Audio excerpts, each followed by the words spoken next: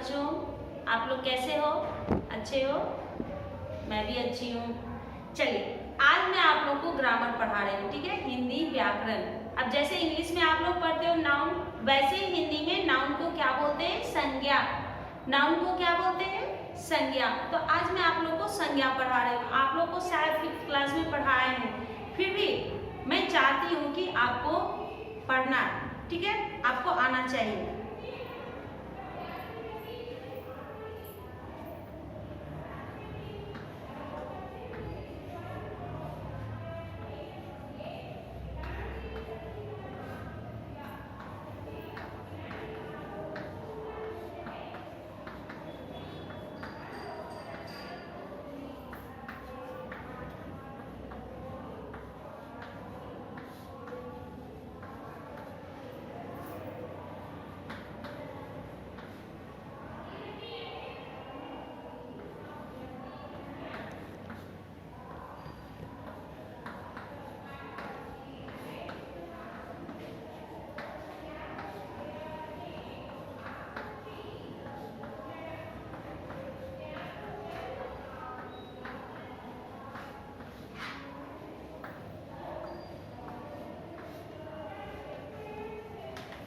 अब जैसे कि यहाँ पे दिया गया है, किसी व्यक्ति, वस्तु, स्थान या जानवर के नाम को बताने वाले शब्द को संज्ञा कहते हैं। संज्ञा किसे कहते हैं? ये संज्ञा की परिभाषा है। किसी व्यक्ति, वस्तु, स्थान या जानवर के नाम को बताने वाले शब्द को संज्ञा कहते हैं। अब जैसे कि आप उदाहरण दे सकते हो, अब किसी का नाम दे दिए राम, अब किसी जगह का नाम दे दीजिए हैदराबाद।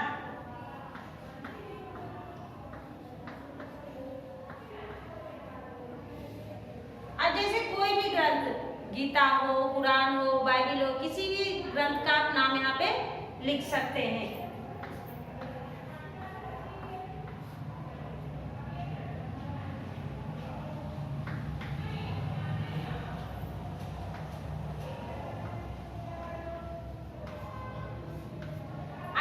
लिखना नहीं है, केवल आप अभी ध्यान से सुनोगे। लिखने का काम बाद में करना है, जब टीचर आपको नोट्स देंगे ना, उसमें आप लोग लिखिएगा। अब इसमें क्या दिया गया, ध्यान से देखिएगा। किसी व्यक्ति, वस्तु, स्थान या जानवर के नाम को बताने वाले शब्द को क्या कहते हैं? संज्ञा कहते हैं। अब जैसे यहाँ पे उदाहरण क्या दिए, एग्जाम्पल क्या है? राम, हैदराबाद, गीता, बाग इत्यादि। ये सब जो है किसी खास, कोई खास है, इसलिए इसको हम लोग क्या कहते हैं? संज्ञा। अगर इसके बदले कुछ और आता तो उसे हम लोग सर्वनाम कहते हैं। संज्ञा के बदले जो शब्द को हम प्रयोग करते हैं, जैसे राम घर जाता है, ये क्या हुआ? राम जो है वो संज्ञा है। अगर उसके जगह पे मैं बोलती मैं घर जाती हूँ, तो मैं क्या है? मैं अपना नाम नहीं बोल करके मैं अपने लिए मैं का इस्तेमाल की, तो वो क्या हो जाता है? सर्वनाम हो जाता है। अब यहाँ उदाहरण मैं दे रही हूँ, आप लोग पहचानने की कोशिश करोगे।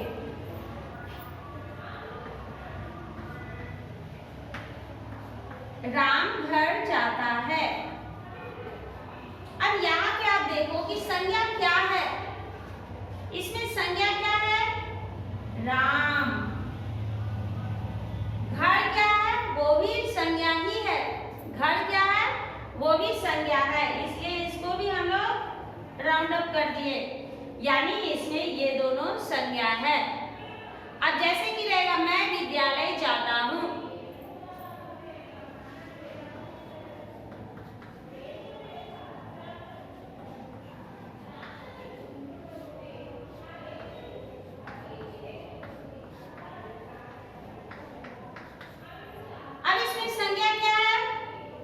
विद्यालय। संज्ञा क्या है? विद्यालय। क्यों? क्योंकि यहाँ पर किसी का नाम नहीं दिया गया, नाम के बदले कुछ और दिया गया है। नाम के बदले सर्वनाम का इस्तेमाल किया गया है, इसलिए हम इसे नहीं लिख सकते। तो इसमें क्या है संज्ञा? विद्यालय। तो अब आप लोग समझ गए होंगे, ठीक है, चलिए अब मैं आप लोगों को बताऊंगी कि संज्ञा कितने प्रकार के होते हैं।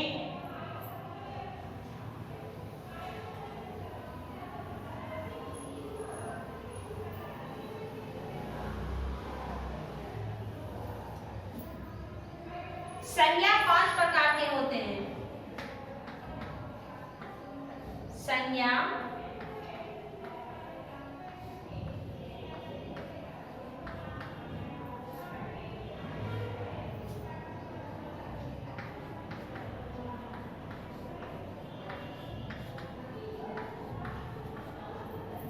सबसे पहला क्या हो जाएगा? व्यक्तिवाचक संज्ञा। व्यक्तिवाचक संज्ञा। दूसरा क्या हो जाएगा? जातिवाचक संज्ञा।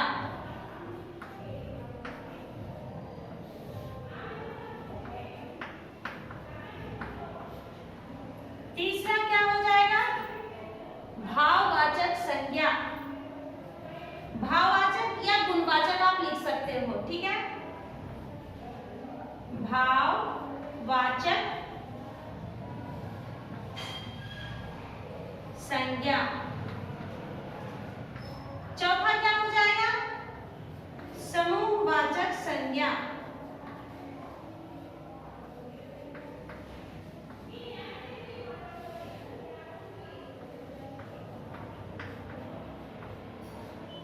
पांचवा क्या हो जाएगा?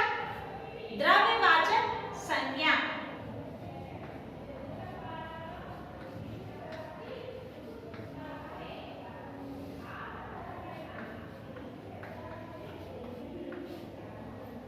अब आप लोगों ने देखा पहला क्या है? व्यक्तिवाचक संज्ञा। दूसरा क्या है? जातिवाचक संज्ञा। तीसरा क्या है? भाववाचक संज्ञा। चौथा क्या है? समूहवाचक संज्ञा। और पांचवा यानी अंत में क्या है? द्रव्यवाचक संज्ञा। तो आप लोगों ने जैसे पढ़ा कि संज्ञा किसे कहते हैं, वैसे ही अब आपको इसका भी व्यक्तिवाचक संज्ञा किसे कहते हैं वो पढ़ना है। यानी कि इसकी परिभाषा जान लेनी बहुत ही आवश्यक है, क्योंकि आप लोगों को उसमें पूछा जाता है, एक सेंटेंस दे दिया जाएगा यानी एक वाक्य दे दिया जाएगा और पूछा जाएगा कि इसका आप पद परिचय लिखो। तो पद परिचय कैसे लिखेगा? जब तक आपको ये नहीं मालूम कि कौन सी संज्ञा है, कौन सा वचन है, कौन सा लिंग है, वो सब उसमें पहचानना रहता है और लिखना रहता है। इसलिए आपको मैं अब इसकी परिभाषा बता रही हूँ।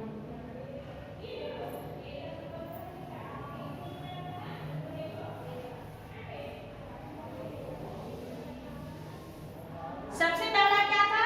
व्यक्तिवाचक संज्ञा। व्यक्तिवाचक संज्ञा। अब व्यक्तिवाचक संज्ञा की परिभाषा क्या है? किसी खास व्यक्ति, किसी खास वस्तु, किसी खास स्थान या फिर किसी खास जानवर के नाम को बताने वाले शब्द को व्यक्तिवाचक संज्ञा कहते हैं। किसी खास विशेष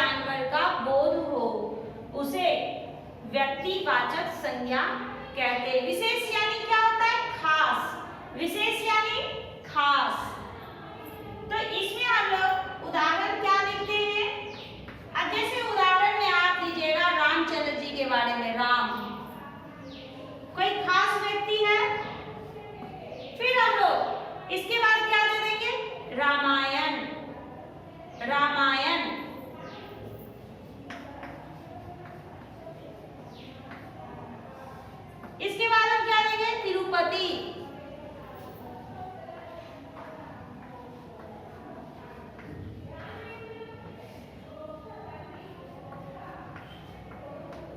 सिंह यानी सेब, इत्यादि। आप इत्यादि लिखिए या आदि लिखिए, एक ही है।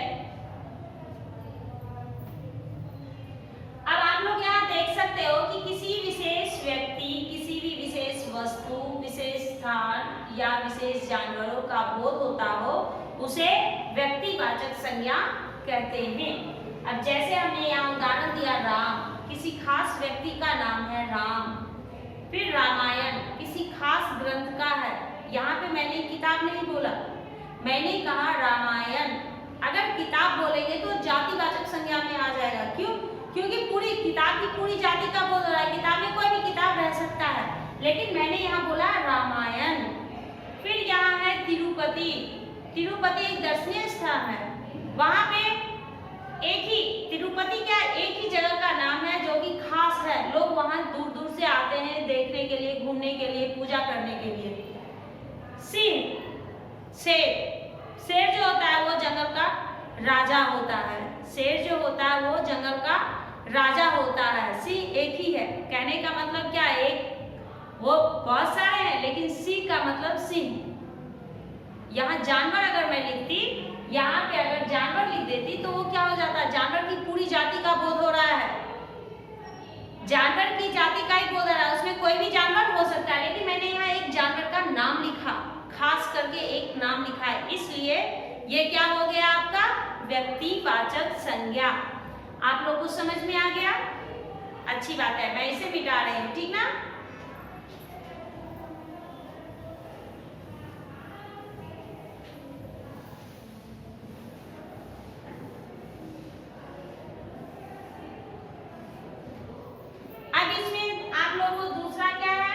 जातिवाचक संज्ञा। जातिवाचक संज्ञा। जातिवाचक संज्ञा किसे कहते हैं? जिससे पूरी जाति का बोध हो, जिससे पूरी जाति का बोध हो उसे जातिवाचक संज्ञा कहते हैं।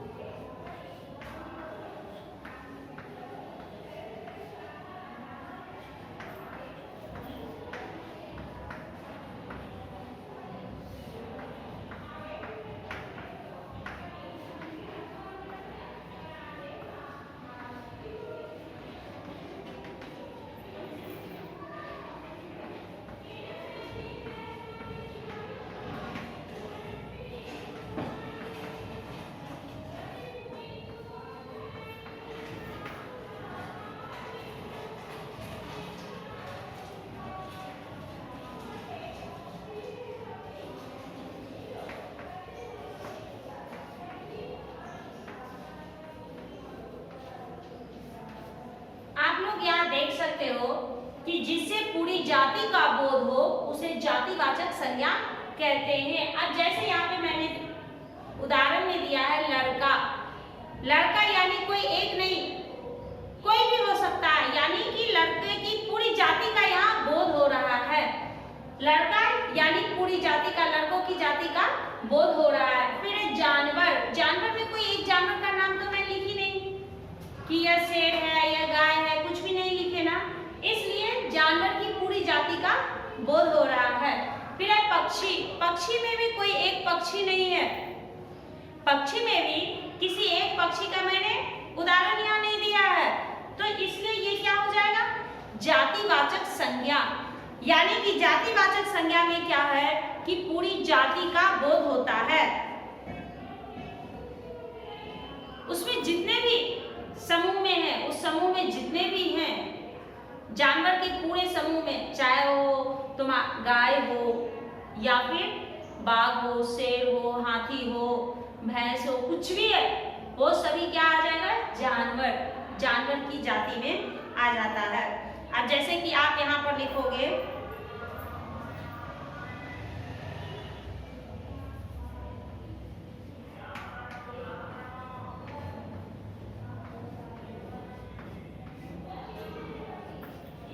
भारत देश हमारा है, भारत देश हमारा है। अब इससे देखिए संज्ञा, भारत भी हो गया और देश भी हो गया, लेकिन इसमें क्या है, यहाँ पर भारत जो है ये हो गया व्यक्तिवाचक संज्ञा। भारत क्या हो गया, व्यक्तिवाचक संज्ञा, और देश क्या है, जातिवाचक संज्ञा। देश क्या हो गया, जातिवाचक संज्ञा, क्योंकि देश एक नहीं है, बहुत सारे हैं, इसलिए देश जो है वो जातिवाचक संज्ञा में आएगा और भारत एक ही है। भारत जो है एक है, इसलिए यह व्यक्तिवाचक संज्ञा में आएगा और देश जातिवाचक संज्ञा में आएगा। समझ गए? अब मान लीजिए कि आप यहाँ पे और कुछ लिख सकते हो।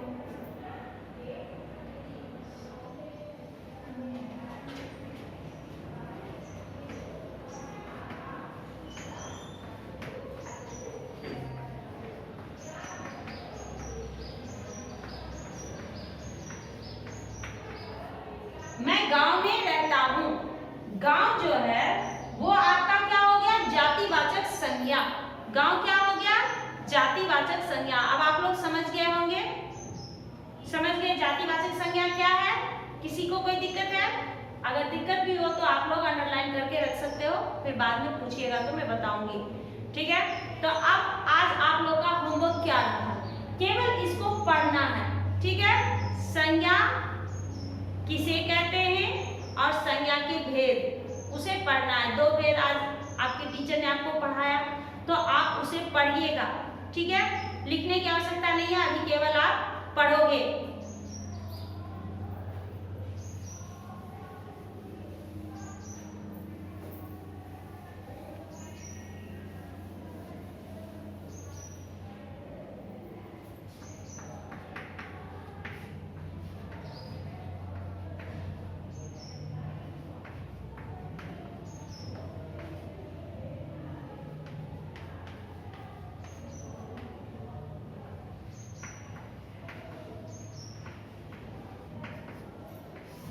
ठीक है, अब आप लोग कर लीजिएगा।